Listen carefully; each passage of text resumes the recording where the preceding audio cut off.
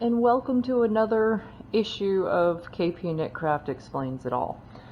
We're going to go over a couple of different things today. Some of it's techniques, some of it's ways to make knitting easier on yourself, and we're going to do a little bit of a safety protocol.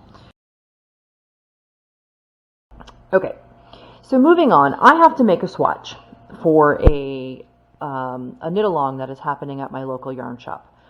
I'm not teaching this knit-along, I'm not leading it, and you would probably think, why the heck am I doing this? Well, I'm doing it for another friend who lives in another state, and I will be bringing her via Skype to the classes for this. So we're kind of going to do it together. The one caveat is that I have to follow the pattern exactly, and I very rarely do that. And the only thing so far that I found that I absolutely have to change is the cast on. The cast on written in the pattern is very convoluted. It is an advanced pattern, but I find that there is a much easier and nicer way to do this cast on.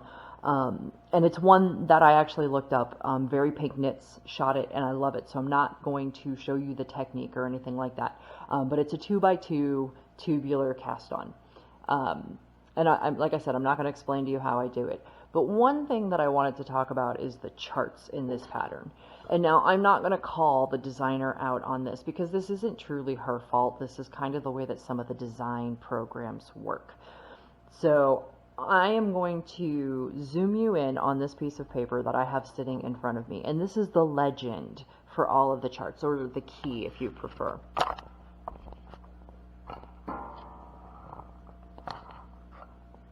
Okay, now I know you can't read the text, but you can mostly see these little squares. And these are all cables. If you've never read a cable, they're really easy to figure out for the most part. Now I say that because they're not always super clear what's going on. I'm going to bring this page just a little bit closer here, maybe. All right. So the ones that I had problems with are these right here. Now these are 4-stitch cables, so it's a 2x2, either a right-leaning or left-leaning cross. The difference with these is they have purl stitches in them. Either the first two or the last two will be purled to be able to keep a specific pattern within the cable structure. Now, what this design program has done is made these edges here a very pale gray. They're very hard to see. Now, I have very good vision, especially up close, and I missed those when I was knitting my first swatch. Now, if we go over here, you can see these don't have that shading, and they're just white, and you can tell that it looks like there's 2 stitches here and 2 stitches here.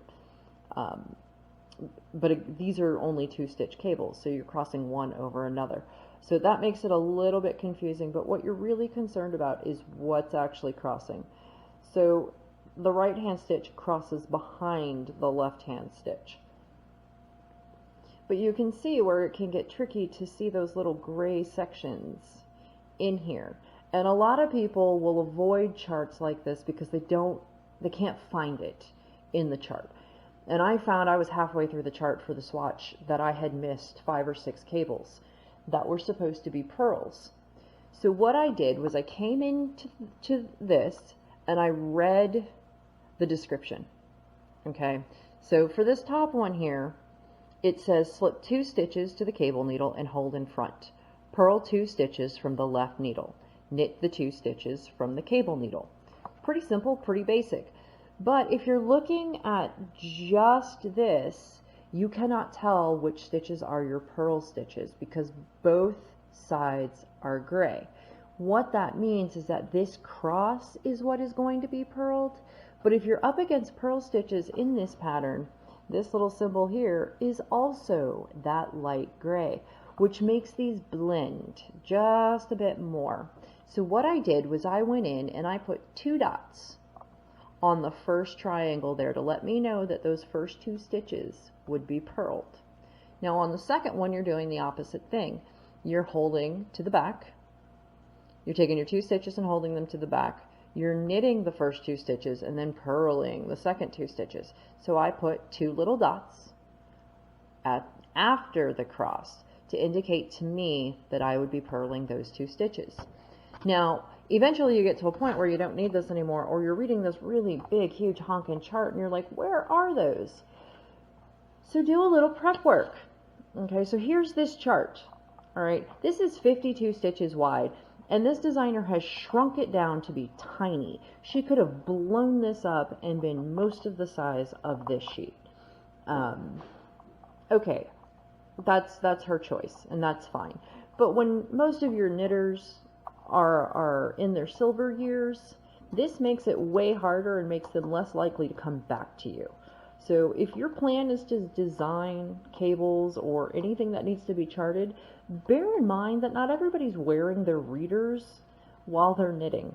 Okay, so I came into this chart to make it easier for me, and I took those little dots and I put them in the chart so that I know exactly what I'm looking at, because I know what a charted cable looks like. I know how to cross them, and I don't have to usually read the directions unless it's one I haven't seen before. So I did that with all of these cables so that now my eye can find them. Now the other thing that I need to do and I haven't gotten to yet is these cables right here, and they look like a mosaic masterpiece. These could be stained glass. They are constantly shifting direction, and it's very, very easy to get caught up and think that you have it memorized, but you don't. So what I'm going to do is actually highlight all of the right crosses in here so that I know what I'm looking at first glance. And that's just some of those things that you can do to make your knitting experience better. All right. Just a little preventative maintenance means that you're not going to have a huge hassle later.